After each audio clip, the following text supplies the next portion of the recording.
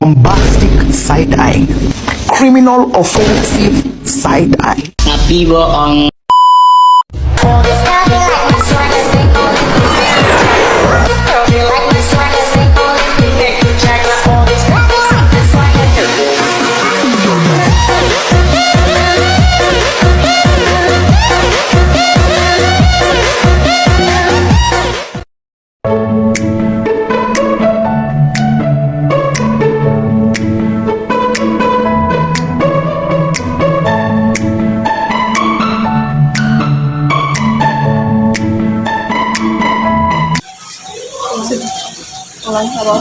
Sebelumnya perkenalan nggih Pak, niki kula kali rencang-rencang saking Universitas Slamet Jati ingin wawancara di sini mengenai potensi yang ada di UMKM Getuk Take ini surat pengantar. Oh ya.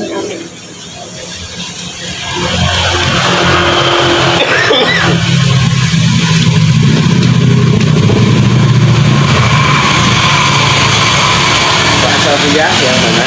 Saya Malika. Alfa Tega. Ananda.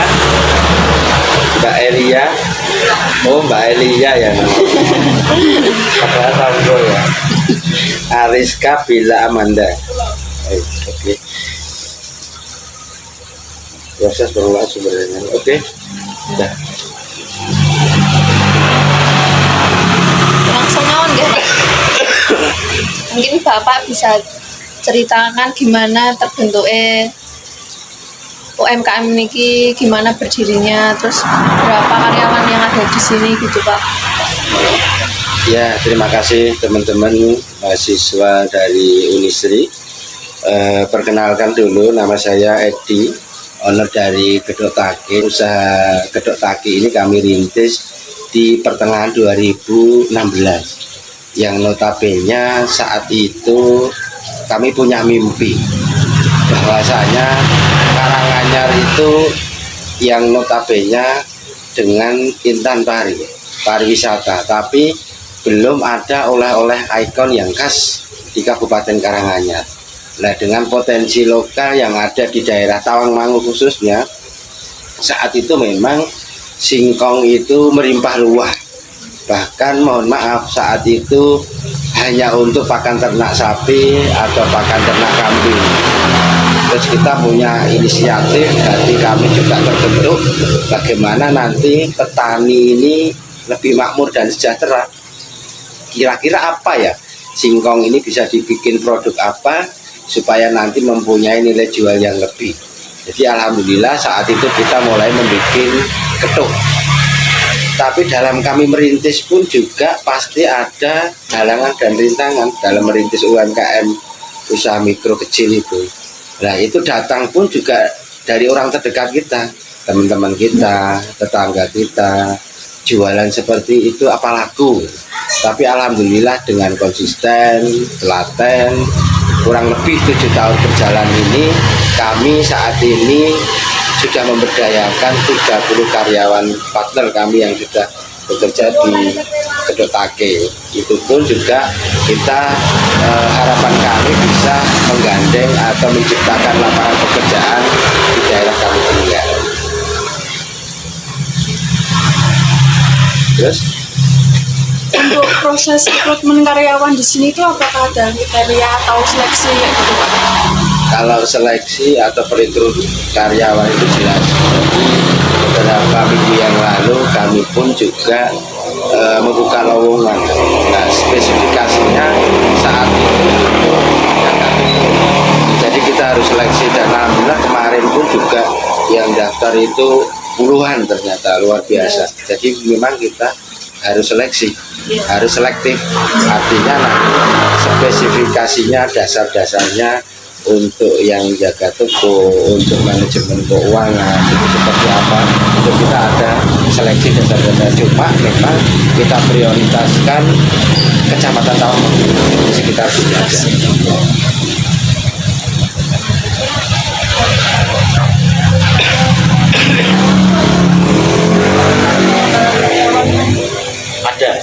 Jadi beberapa bulan sekali kami pun juga ikut pelatihan-pelatihan untuk meningkatkan skill up karyawan kita.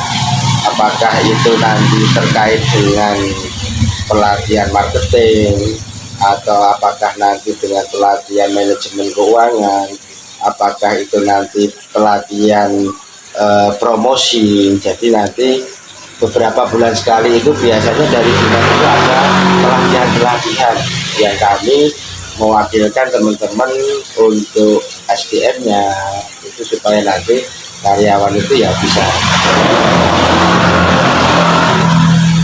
Apakah ada tunjangan atau intensif lain? Mana, Mbak? Apakah ada tunjangan atau insentif lain? Ada. Jadi setiap 1 bulan sekali itu kita punya absensi, bahwasanya nanti yang full memang 1 bulan itu kita kasih bonus atau insentif. Terus di akhir tahun kita pun memberikan reward atau penghargaan 3 karyawan terbaik. Biasanya kita akan menjaga dan ya sedikit lah buat tangan dan sedikit uang untuk nanti harapan kami memicu atau memotivasi karyawan yang lain untuk lebih baik lagi gitu, perannya. Jadi kita selain memberikan intensif, kita di akhir tahun memberikan reward atau penghargaan, seperti harapan kami nanti di bulan ini nanti kita akan memberikan penghargaan karyawan terbaik.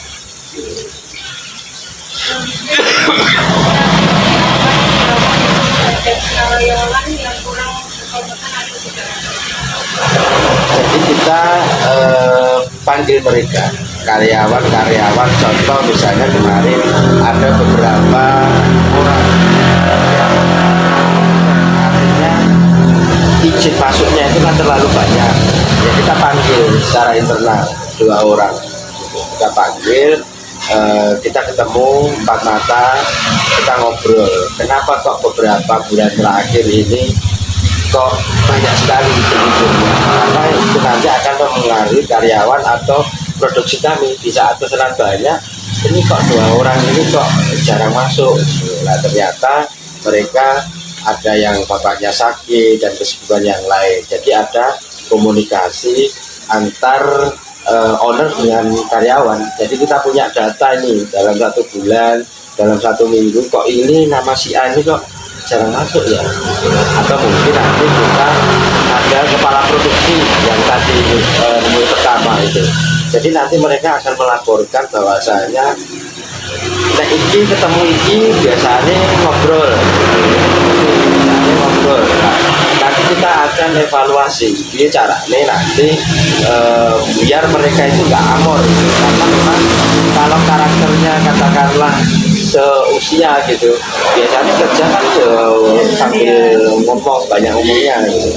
Terus akhirnya 2 hari yang lalu itu saya sempat tempel untuk papan itu bahwasanya kata-kata hari ini bicaralah seperlunya. Itu ternyata cukup efektif. 2 hari ini ya agak berkurang lah.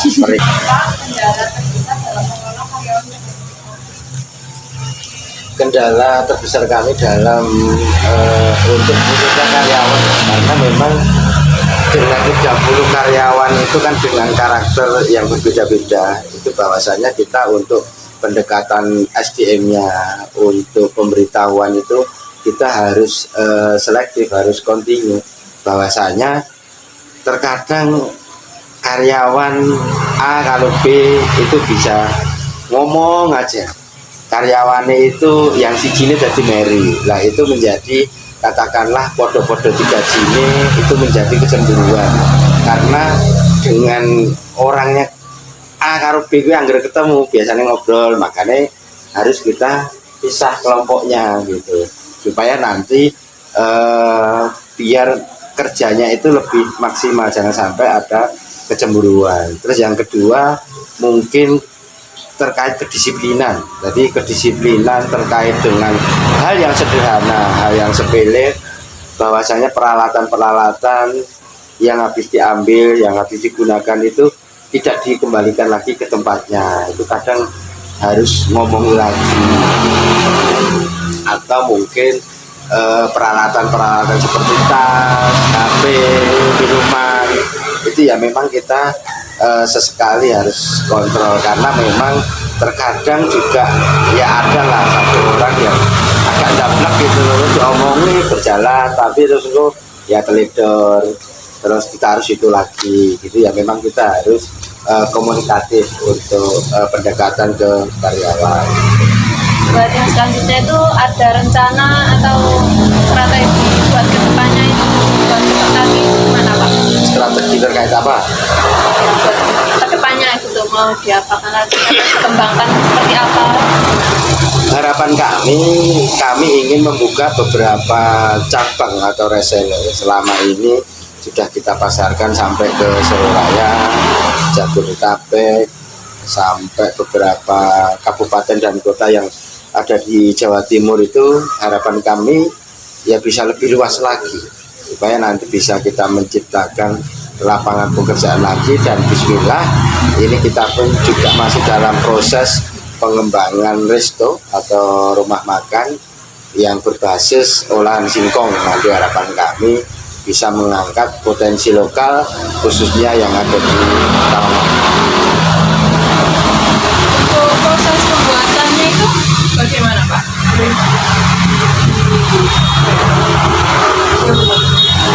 Ada yang beda dari yang lain, ciri khas buat kedok take itu Pak. Oke. Proses. Jadi kalau untuk di kedok take ini memang bahan baku yang kita gunakan itu singkong jalak tawo. Singkong jalak tawo ini alhamdulillah sudah dipatenkan milik Kabupaten Karanganyar.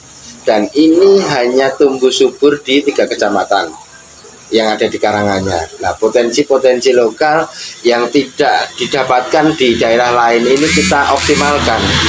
Nah, salah satu kelebihan kita yaitu singkongnya juga sudah empur, teksturnya juga sudah, rasanya itu juga enak.